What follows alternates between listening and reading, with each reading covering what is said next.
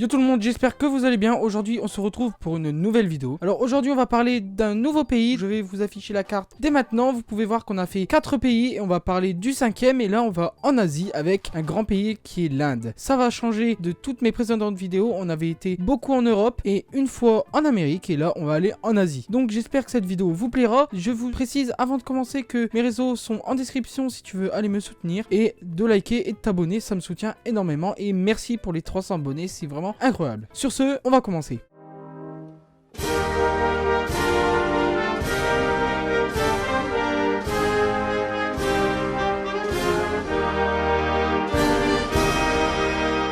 Si les prononciations sont pas bonnes, je m'en excuse, je vais essayer de faire de mon mieux, mais je pense que je vais écorcher les noms, c'est sûr. L'Inde est un pays d'Asie du Sud-Est. Le pays partage des frontières avec le Pakistan, le Népal, la Chine, le Bhoutan, la Birmanie et le Bangladesh. Sa capitale est New Delhi, peuplée par environ 20 millions d'habitants, on ne sait pas trop. L'Inde a une superficie de plus de 3 millions de kilomètres carrés, ce qui correspond à 6 fois la France, et le pays est classé 7e plus grand pays du monde. L'Inde est une république fédérale qui est composée de 28 États, qui est dirigée par une présidente qui s'appelle Draupadi Murmu. Il y a 2 chambres pour le pouvoir législatif, donc c'est comme en France. Il y a le Rajya Sabha et le Lok Sabha. Le pays fait partie de l'ONU et fait partie du Commonwealth car c'est une ancienne colonie britannique. On va en reparler dans la prochaine rubrique. Le PIB de l'Inde se classe à la 6e place mondiale qui est devant la France et derrière le Royaume-Uni. Le PIB par habitant est seulement de 2250 € et la monnaie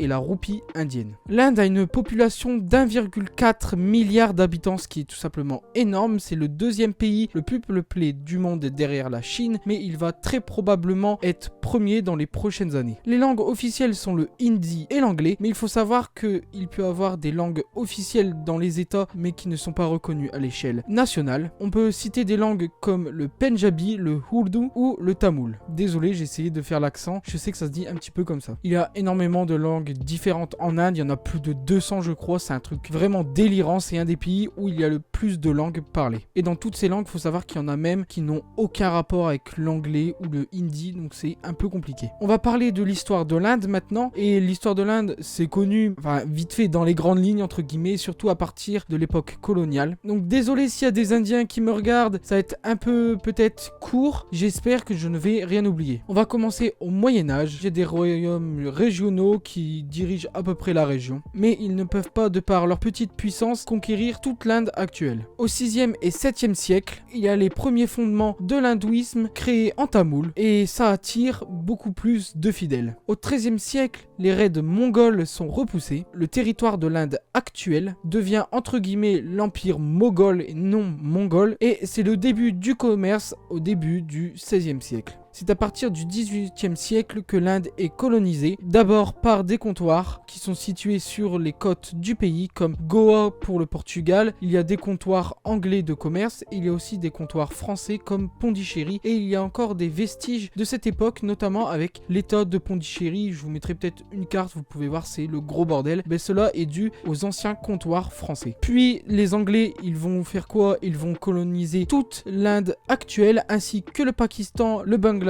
et la Birmanie, ce qui formait leur empire colonial britannique indien. C'est à partir de l'après-première guerre mondiale que des mouvements indépendantistes vont voir le jour, notamment avec un homme qui est très connu qui s'appelle Gandhi. L'Inde va prendre son indépendance le 15 août 1947 et c'est tout simplement le territoire actuel. Il n'y a pas eu de changement entre temps. Maintenant, on va parler du climat de l'Inde. Donc, qui dit grand pays dit beaucoup de climat et vous allez voir, il n'en manque pas. Donc déjà, on va commencer tout au nord avec le climat alpin. Forcément avec les montagnes de l'Himalaya, c'est sûr qu'il va pas faire 40 degrés. Dans le centre nord, c'est ce que j'appelais ça, de toute façon vous aurez la carte et l'écran, vous allez comprendre. Il y a un climat subtropical humide, donc vraiment quand il fait chaud avec l'humidité, c'est vraiment horrible. Dans le centre sud de l'Inde, il y a un climat tropical sec. Dans le sud-ouest et dans les îles, il y a un climat tropical humide. Et dans l'ouest, il y a un climat semi-aride et désertique, notamment à la frontière avec le Pakistan. On va parler topologie, donc le T1 si vous préférez. Forcément, il est également très différent. Donc déjà, à l'extrême nord, on a des très gros reliefs, donc des très grandes montagnes du monde qui dépassent les plus de 6000, 7000 mètres, c'est un truc de fou. Sinon, dans la plupart du pays, on a des plaines, donc surtout au centre de l'Inde. Et il y a du désert dans l'ouest où le climat est semi-aride, désertique. Et il y a également des îles qui sont très peu connues, mais qui appartiennent également à l'Inde. Quand je parle de la faune, je parle uniquement de la faune endémique. Si vous avez déjà vu mes précédentes vidéos, vous le savez, mais je reprécise pour ceux qui ne l'ont pas vu. D'ailleurs, je vous mettrai le lien de la playlist en description si ça vous intéresse pour voir les prochaines vidéos ainsi que les anciennes vidéos déjà faites. On va parler uniquement des espèces endémiques, c'est-à-dire uniquement trouvables en Inde. On peut voir le sambar qui est une espèce de cerf. Il y a le tigre du Bengale, le gore qui est une sorte de taureau. Il y a le cobra royal, l'ours lipou, l'écureuil géant de l'Inde. Il y a le pan bleu et l'éléphant d'Asie. Comme dans toutes les vidéos, il y a énormément de choses à visiter. Je vais essayer de parler des choses les plus importantes. Déjà niveau paysage, on peut dire qu'en Inde, on est plutôt bien servi. Il y a la province du Ladakh qui est à côté de la zone du Jammu et Cachemire. C'est une zone très particulière au niveau des frontières car elle est disputée par 3 pays qui sont l'Inde, le Pakistan et la Chine. Là-bas que vous pourrez retrouver les plus grandes montagnes du pays, des paysages à couper le souffle, franchement. Ou encore la ville de Shimla qui est la capitale de la province de l'Himachal Pradesh, qui a un mélange de style victorien et de style indien, donc c'est une ville très particulière. Il y a le temple d'or d'Amritsar qui brille la nuit, c'est vraiment incroyable, magnifique. Vous pouvez aussi voir la ville de Fatehpur Sikri qui est l'ancienne capitale moghole, la ville de Jaipur, Udaipur, Orcha ou encore le Taj Mahal. Avec les nombreuses cultures indiennes, il y a des spécialités différentes que vous soyez au sud, au nord, à l'est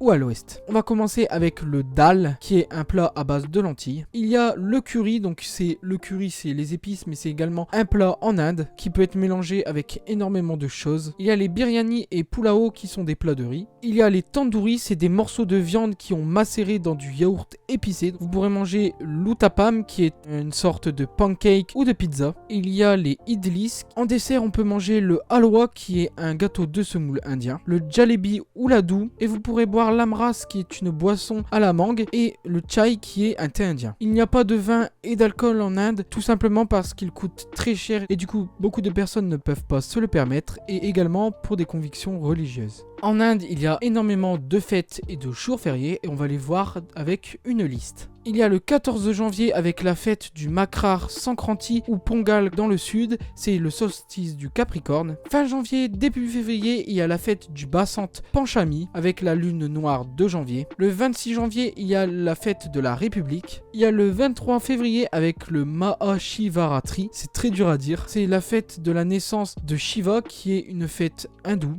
Il y a la pleine lune de mars. Il y a le 3 avril avec le Ram Navami qui célèbre la naissance de Rama, une personne importante en Inde. Il y a le 7 avril avec la fête du Mahavir Jayanti. C'est une fête qui célèbre l'anniversaire de Vardhamana Mahavira. Il y a le premier jour du mois de Shawwal qui fête la fin du Ramadan. Le 10e jour de Dhu al-Hijja. Il y a le 10e jour du mois de Muharram qui sont des fêtes musulmanes. Il y a la pleine lune d'août qu'on appelle le Raksh Bandan. Le 15 août avec la fête de l'indépendance. Il y a le 12e jour du mois de Rabia al-Awwal qui célèbre Muhammad le fondateur de l'islam. Le 28 septembre avec Dasara qui est une fête hindoue. Il y a le 2 octobre pour célébrer l'anniversaire de Gandhi. Il y a la nouvelle lune de novembre. Il y a la pleine lune du mois de Kartik qui célèbre la naissance du sikhisme qui est une religion. Et il y a le 25 décembre avec Noël. Il faut savoir qu'en Inde, il y a beaucoup de traditions qui sont liées aux religions qui sont le bouddhisme, le sikhisme, l'islam et le christianisme. Et il y a également le namaste qui est une façon de saluer les gens. Il y a la vache qui est l'animal sacré. Et encore, il y a la tradition d'aller au temple pour se charger d'ondes positives.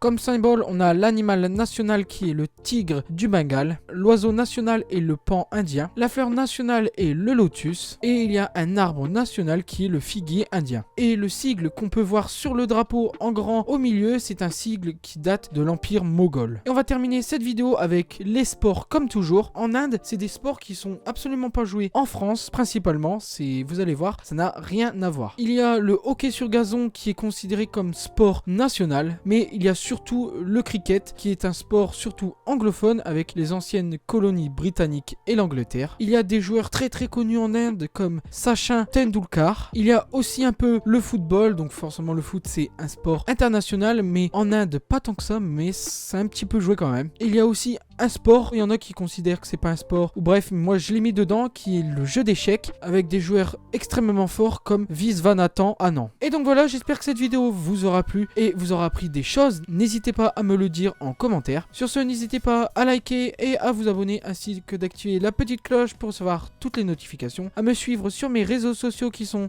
Insta et TikTok, vous connaissez, et puis voilà. Sur ce, je vous laisse, ciao ciao.